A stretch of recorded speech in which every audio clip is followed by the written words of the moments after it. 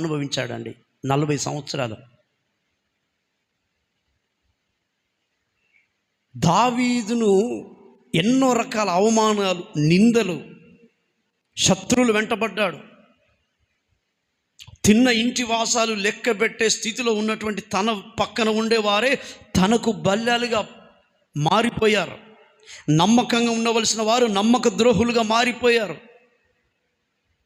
ఎంత భయంకరమైన స్థితికి వచ్చాడంటే దేవుని బిడ్డారా, దావీదును ఒక కామన్ మ్యాన్ కూడా చీపో కుక్క అని దావీదును సంబోధించి తిట్టారండి. అయినా కూడా దావీదు అప్పగించుకున్నాడు.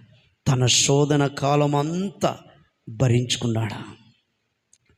దేవుని బిడ్డారా, దావీదును అభిషేకించిన తర్వాత వెంటనే సింహాసనం మీదకి ఎక్కియలేదండి.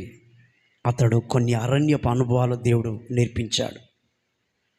మన శోధన కాలం జయించేంత వరకు కూడా ప్రతి వారిని కూడా ఆ అరణ్యపు అనుభవాలలో నా ప్రభు నడిపిస్తాడు. ఒకసారి చదువుదాం. 1 సామెల్ గ్రంథం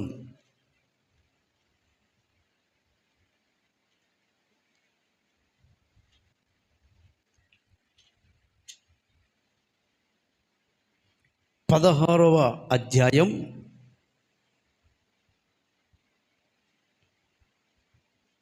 12-13 వచనాలు చూడండి. 16వ అధ్యాయం 12-13 1 సామెల్ గ్రంథం. యెహోవా నా శ్రమను లక్ష్యపెట్టునేమో. కాదు, అతడు వాణ్ణి పిలిపించి లోపలికి తోడుకొని వచ్చను. అతని ఎర్రని వాడు, చక్కని నేత్రాలు కలిగిన వాడు, చూచుటకు సుందరమైన వాడుగా కనబడ్డాడు దావీదు. వెంటనే అతడు రాగానే, నేను కోరుకున్నవాడు ఇతడే, నీవు లేచి వాని అభిషేకించుమని యెహోవా సెలవివ్వగా, సమూయేలు వెంటనే తైలపు కొమ్మును తీసుకొని వాని దావీదు యొక్క అన్నల ఎదుటనే అతన్ని అభిషేకించాడు. నాట నుండి యెహోవా ఆత్మ అతని మీదికి బలముగా దిగి వచ్చెను. అప్పటి నుండి దావీదు అభిషేకించబడ్డాడు. కానీ వెంటనే రాజు కాలేదు. ఎప్పుడు రాజ్య పరిపాలన చేశాడంటే దేవుని బిడ్డారా, 2వ సామెల్ గ్రంథం తీయండి.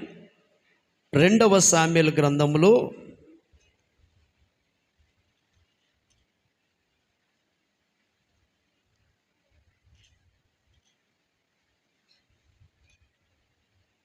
7వ అధ్యాయం 18వ వచనంలో, అప్పుడు దావీదు రాజు లోపల ప్రవేశించి దావీదు రాజు